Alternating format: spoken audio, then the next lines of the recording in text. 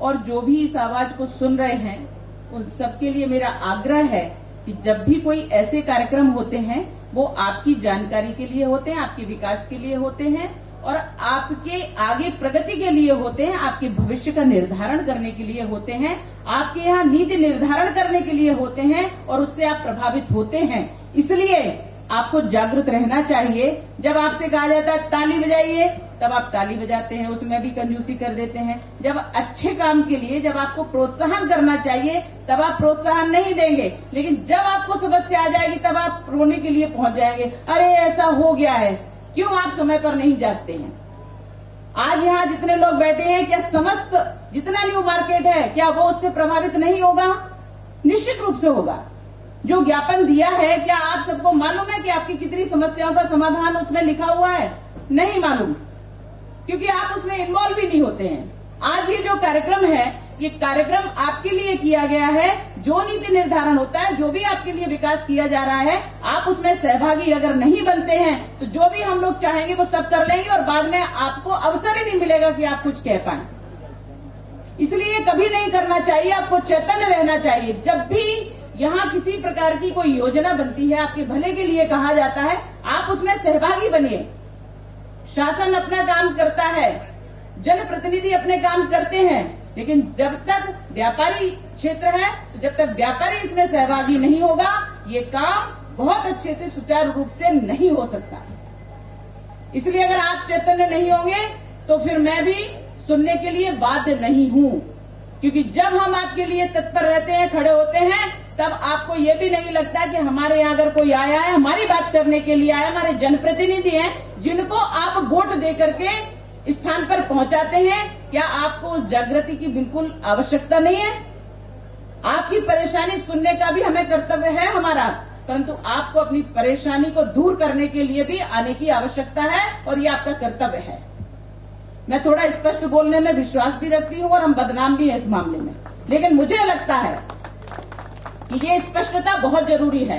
एक बोर्ड देकर के आप किसी को खरीद नहीं लेते, एक बोर्ड देकर के आप किसी को निर्धारित करते हैं कि आप इस काम के लिए हमारे लिए तैयार रहिए, हम आपके लिए सहयोगी बनकर के साथ में चलेंगे। एक बोर्ड देकर के, और बोर्ड तो खरीद भी लिए जाते हैं।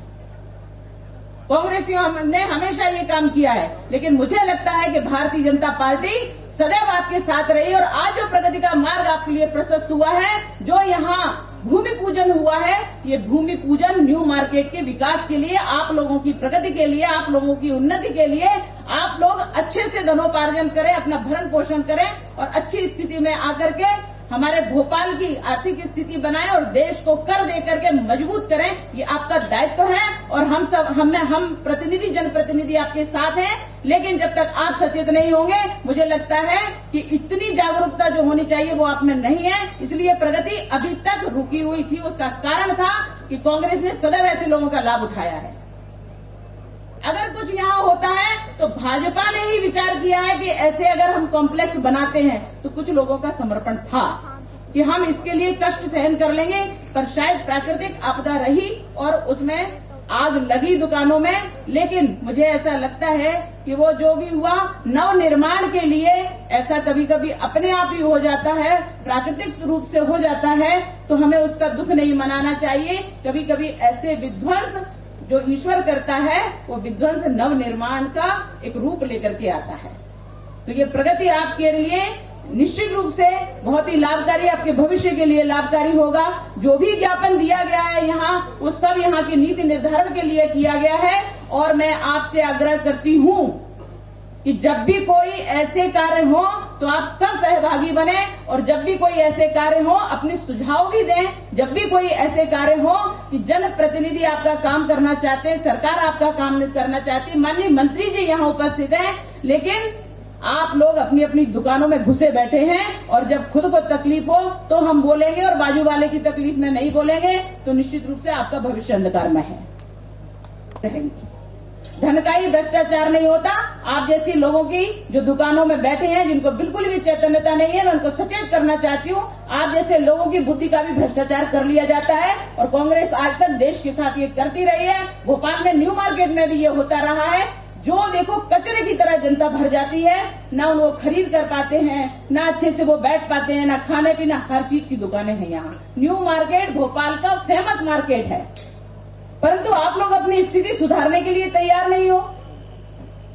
मैं जब यहाँ आई थी, आग यहाँ जब दुकानों में लग गई थी, मैं यहाँ आई, मैंने एक एक चीज की जानकारी लेना चाही, लेकिन सच तो ये था कि यहाँ के लोग ही नहीं उपस्थित थे। सब कैमरे अगर लगे होते तो पता चलता कि अग्नि क्यों लगी है, क्यों ऐसे कांड हो जाते हैं, कोई चोरी कर ले जाता आपको पता तक नहीं, क्यों जागरूकता नहीं है। एक कॉम्प्लेक्स बन रहा है, अभी और भी लोग तैयार हो रहे हैं। मुझे लगता है पूरे न्यू मार्केट के लोगों को तैयार होना चाहिए इस विकास के लिए, और अपनी अपनी उन्नति करने का सबको अवसर मिलता है तो उस अवसर का लाभ उठाना चाहिए। कुछ समस्याएं ऐसी भी होती हैं कि जो सरकारी भूमि है, उस सरकारी भूमि का जो भी सदुपयोग होना चाहिए वो नहीं हो पाता है, और जो यहाँ माफिया, भू माफिया बने बैठे हैं लोग, वो उसका दुरुपयोग करते हैं, और आप लोगों की जागृति न होने के कारण ऐसे ऐसे निर्णय हो जाते हैं जो सदैव हमारे लिए माथापच्ची बनी रहेगी और हानिकारक बनी रहेगी।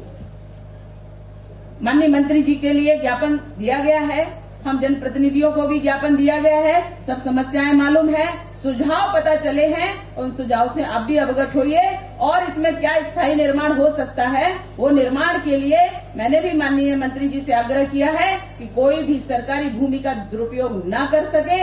इसके लिए कुछ ऐसे कठोर कदम उठाने पड़ेंगे कि जिससे कि लोगों का, हमारे व्यापारियों का लाभ हो, और लाभ लेकर के वो हम सब जनप्रतिनिधियों के प्रति अपने कर्तव्य का जो पालन करते हैं, और जब हम जनप्रतिनिधि आपके लिए कर्तव्य का पालन करने के लिए आते हैं तो हम आपका बिल्कुल पूरी तरह से विकास चाहते हैं, उन्नति चाहते हैं, कल्याण चाहते हैं। इसलिए आप भी सचेत होइए, हम आपके साथ हैं, और जब हम और आप साथ मिलकर के चलेंगे तो वो दिन दूर नहीं कि भोपाल की कायाकल्प हो जाएगी, भू माफियाओं का राज खत्म हो जाएगा। माननीय शिवराज जी ने कदम उठा लिया है, और इसलिए वो जिस तरह से भू माफियाओं को मुंह तोड़ जवाब दे रहे हैं, भू माफियाओं का यहाँ कब्जा खत्म कर रहे हैं, उसी प्रकार से उन्नति के अवसर बढ़ते चले जाएंगे, और आप व्यापारी वर्ग बहुत अच्छे से धनोपार्जन कर पाएंगे।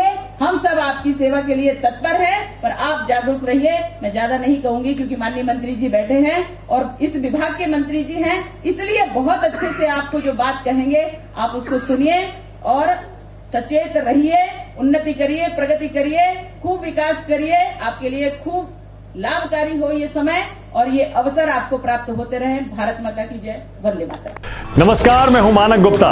अगर आपको हमारा ये वीडियो पसंद आया हो तो इसे लाइक और शेयर जरूर करें, और हां, हमें सब्सक्राइब और फॉलो करना ना भूलें ताकि आप देश और दुनिया की कोई खबर मिस ना करें।